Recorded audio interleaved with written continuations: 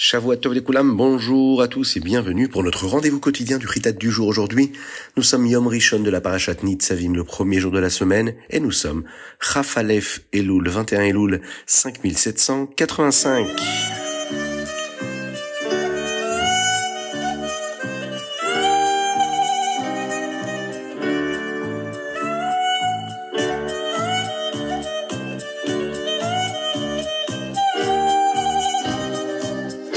Et nous démarrons tout de suite avec notre Chumash du jour, Atem Nitzavim Ayom Kulechem. Cette semaine, nous lisons une des parachiotes les plus courtes de l'année, la seule paracha de Nitzavim. Il faut savoir que lorsque le premier jour de Rosh Hashanah tombe un lundi ou un mardi, les parachiotes de Nitzavim et Vayeler sont lus séparément et non pas ensemble. Nous sommes au Zayin Adar, le 7 Adar, le jour où Moshe Rabbeinu va quitter ce monde-là ici-bas. Il va s'adresser au Béni Israël pour conclure une alliance éternelle avec Hachem. C'est un serment de respecter les mitzvot. Il va insister sur le fait que tous sont présents. Ils sont tous là, prêts à contracter cette alliance sans exception. Le verset commence par « les chefs de vos tribus, vos anciens et vos officiers » et se poursuit en englobant l'ensemble du peuple, les hommes, les femmes, les enfants, ainsi que les étrangers qui vivent parmi le Ham Israël. Puis, il va encore plus loin en mentionnant les plus humbles d'entre eux, du bûcheron jusqu'au porteur d'eau. Rashi explique que Moshe Rabbeinu met en évidence l'importance de l'unité du Ham Israël, l'importance de l'inclusion de chaque individu dans sa particularité et sa singularité, dans cette alliance. En mentionnant ici les bûcherons, Mechotev Haetzecha Atshoev Memecha et les porteurs d'eau, qui eux étaient des esclaves a priori, des Béné Israël qui étaient chargés des tâches les plus simples et les plus physiques, Moshe Rabbeinu montre que personne, peu importe son statut social ou sa fonction, n'est laissé à l'abandon. Non, tout le monde compte, chacun à sa place dans le peuple juif et dans cette alliance avec Akadosh Baruch Hu. Le mot Nitzavim signifie « vous vous tenez debout », ce qui évoque le rassemblement de tout le Ham Israël, tous unis. Il faut être droit, solide, prêt à s'engager collectivement. Et cette unité-là, c'est la clé pour que l'alliance qu'il y a entre le Ham Israël et Akadosh Baruch Hu soit elle aussi forte, puissante et bien sûr éternelle.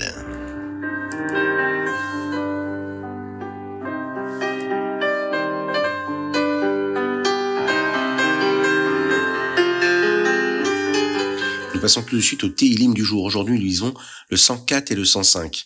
Ce sont les chapitres Kouf Dalet et Kouf E. Nous récitons également 3 autres chapitres pour le mois d'Elul, le Samer Aleph, Samer Bet et Samer Gimel. Dans le premier chapitre d'aujourd'hui, David Ameler nous parle de la splendeur du monde et de la perfection avec laquelle Akadosh Baruch Hu a tout créé dans ce monde-là. Maaseh Hashem. Le second verset dit comme ça. O Teor Kasalma. Akadosh Baruch Hu Hashem s'entoure de lumière comme d'un vêtement. Lorsque quelqu'un porte des vêtements, nous ne voyons que les vêtements. Mais nous savons qui les porte. De même, lorsque nous voyons la lumière comme le soleil, nous pouvons nous souvenir qu'elle est comme le vêtement d'Akadosh Baruch Hu. Chaque élément du monde représente Akadosh Baruch Hu. Même si nous ne pouvons voir Hashem de nos propres yeux physiques, matériels, il est présent. Cela nous aide à avoir la Hirat Shamaim, la crainte de Dieu. Il existe également une lumière spirituelle. Lorsque nous étudions la Torah apporte de la lumière à notre Neshama, notre âme. Et cette lumière est aussi un vêtement d'Akadosh Baruch Hu. Oteor Kasalma, le fait de réfléchir à cela, nous aide à étudier la Torah correctement avec la Hirat Shamaim, la crainte de Dieu. Akadosh Baruch Hu est toujours là avec nous, présent, et nous devons de le craindre.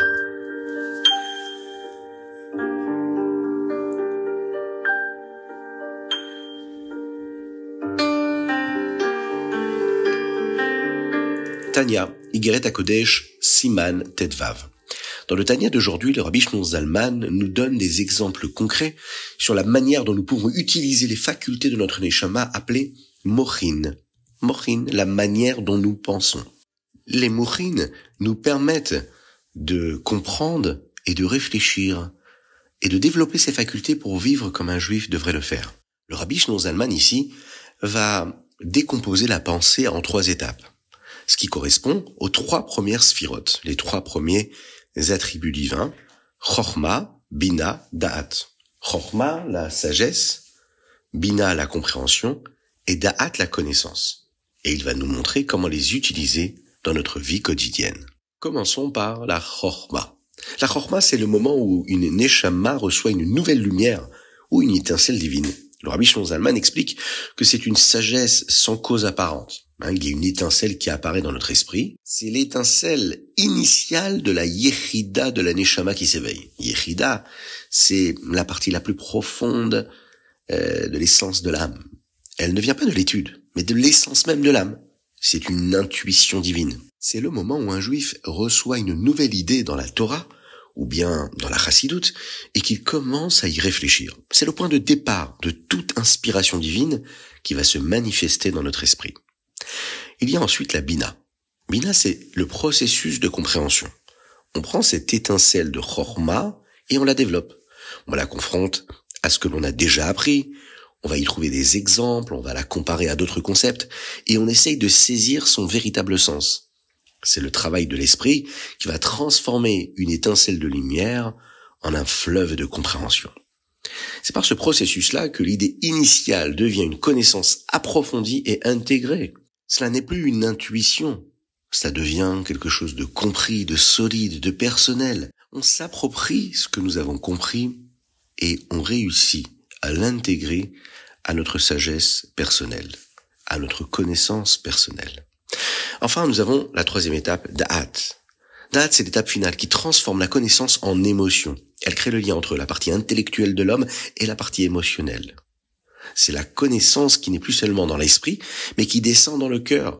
C'est à partir de cette étape que ce que nous avons appris et compris devient personnel, et que l'on ressent une véritable joie, un désir ardent d'appliquer ce que nous avons compris dans notre vie. Cela touche nos émotions, notre cœur. Le Da'at, c'est l'attachement à la nouvelle idée, la connexion avec elle. C'est le Da'at qui motive l'action et qui va donner de la vitalité, de l'énergie au mitzvot, par exemple. Pour conclure, ici, on voit comment le Admor HaZaken, dans ses lettres, nous a montré que chaque juif peut apprendre sur Akadosh Baruch Hu et sur la manière d'avoir de la vitalité dans le judaïsme, dans la pratique de la Torah et des mitzvot, en utilisant les facultés de sa neshama. Le Rabbi Shimon Zalman nous a aussi appris que les facultés de notre neshama peuvent nous aider à comprendre, ne serait-ce qu'un peu, les sphirotes d'Akadosh Baruch Hu, qui pourraient nous paraître abstraites, mais qui le sont beaucoup moins aujourd'hui, grâce aux explications du Rabbi Shimon Zalman.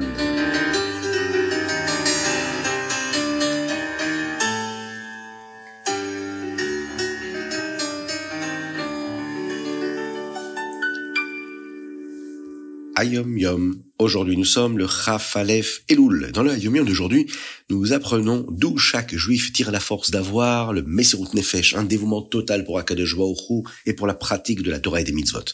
Surtout en ce moment, on est juste avant la venue de Mashiach, et nous avons tous une mission, une shlichut. Nous motiver nous-mêmes et les juifs qui nous entourent, à nous passionner pour la Torah, pour les mitzvot, et à nous préparer pour la venue de Mashiach. Nous avons tous la force d'avoir ce Mesirut Nefesh pour notre shlichut, pour notre mission. Mais d'où vient cette force? Le Rabbi nous le donne ici, ce secret-là, dans le Hayom Yom. Avraham Avinu, notre père Avraham, a été le premier à avoir eu le Mesirut Nefesh pour sa mission à lui. Sa mission à lui, c'était enseigner à tout le monde qu'Akadosh Baruch Hu est unique, Hashem Echad. Grâce à cela, Akadosh Baruch Hu lui a fait un cadeau.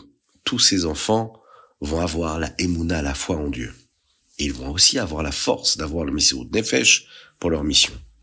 Nous, chacun d'entre nous, le Ham Israël, nous sommes les enfants d'Avraham Avinu. Et nous recevons donc ce cadeau si spécial.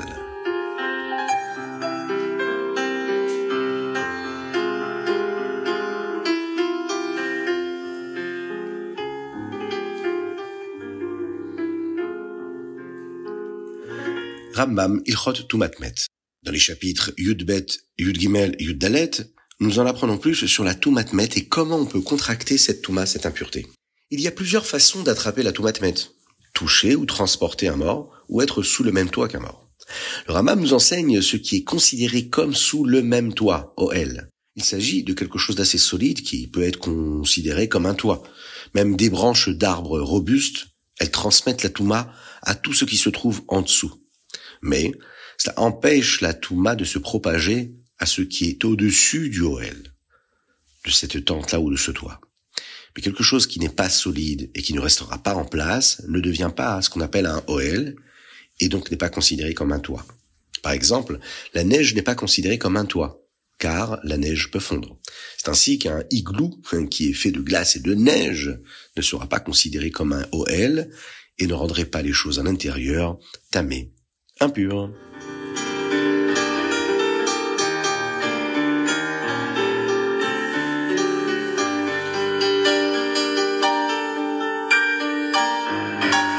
Alors aujourd'hui, nous sommes dans le mois de Elul. Nous avons lu les Slichot et à partir de cette semaine, ce sera tous les jours pour tout le monde.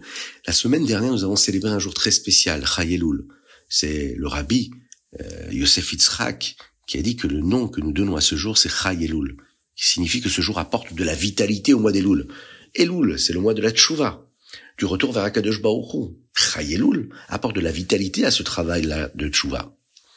Qu'est-ce que la Tchouva ? La tchouva, cela signifie réfléchir à toutes ces choses que nous avons faites de mal et se rendre compte à quel point nous nous sentons mal à ce sujet. Nous prenons ensuite la résolution ferme de faire les mitzvot correctement à partir de maintenant et quoi qu'il arrive. Même si nous ne sommes pas d'humeur, si c'est difficile, nous n'avons pas les forces, nous n'avons pas l'envie, nous sommes prêts à suivre tout ce que la Torah nous enseigne. Chai Elul apporte de la vitalité à ce travail. Chai Elul, c'est le début de la Chassidut. L'anniversaire du Baal Shem Tov, le fondateur de la Chassidut globale, l'anniversaire du Admor HaZaken, Rabbi Shneur Zalman, le fondateur de la Chassidut Chabad. Donc cette vitalité-là que Chai Elul apporte, c'est la façon dont la Chassidut nous enseigne de faire tchouva avec simcha, avec la joie. Bien sûr, chaque mitzvah doit être faite avec simcha, avec joie. Et la tchouva, c'est aussi une mitzvah. Mais une partie de la tchouva consiste à se sentir mal pour tout ce que nous n'avons pas bien fait, d'être bouleversé, d'être dans un sentiment d'amertume, de s'être laissé piéger par le Yetzer Hara, le mauvais penchant. Alors, la Chassidut nous enseigne que même cette partie de la tchouva doit être faite avec simcha. Même si nous sommes en colère contre le Yetzer Hara, nous savons que nous avons aussi un Yetzer Tov, un bon penchant. Nous avons la Neshama, et nous savons que la Neshama, c'est l'essentiel, et que lorsque nous faisons tchouva, notre Neshama redevient proche d'Akadosh Baruch Hu.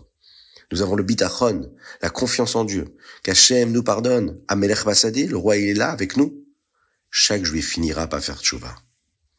Pensez à ce que la Chassidut nous enseigne sur la mitzvah de la tchouva, nous aide à faire partie de cette tchouva-là, de faire partie de ce retour, faire Hachem avec de la vitalité, avec de la joie, et avec cette conviction qu'Akadosh Baruch Hu pardonne nos fautes, et qu'il nous donne des forces pour Bezrat Hachem aborder la nouvelle année.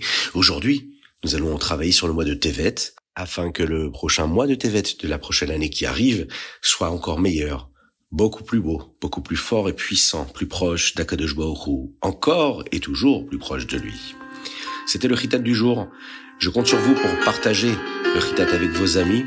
N'hésitez pas à nous envoyer vos dédicaces sur chitat.fr, mais également par WhatsApp au 06 21 37 24 52. Aujourd'hui, nous avons une spéciale dédicace pour souhaiter un énorme Mazal Tov à Ditsa Sultana qui célèbre aujourd'hui ses 2 ans, qu'Akadosh Baruch Hu la protège et lui donne beaucoup de simcha, de joie, une bonne santé jusqu'à 120 ans, qu'elle puisse grandir dans la Torah et le mitzvot, qu'elle puisse être attachée au Rabbi, à toutes les valeurs de la Chassidut et qu'elle puisse, Bezrat Hashem, apporter de la satisfaction à ses parents, en bonne santé jusqu'à 120 ans, une belle année de réussite totale et complète. Une pensée pour tous nos frères en Eretz Israël, qu'Akadosh Baruch Hu libère les otages tout de suite et maintenant. Qu'il donne la réfoua shelema à tous les malades du Ham Israël. Qu'il vous bénisse et qu'il vous protège. Qu'il inonde votre existence de bonté, de grâce et de miséricorde. Matérielle et spirituelle, pour une belle bracha. Avec une réfoua shelema en particulier pour Avraham Nissim Ben Sultana. Shavua Tov et à très bientôt.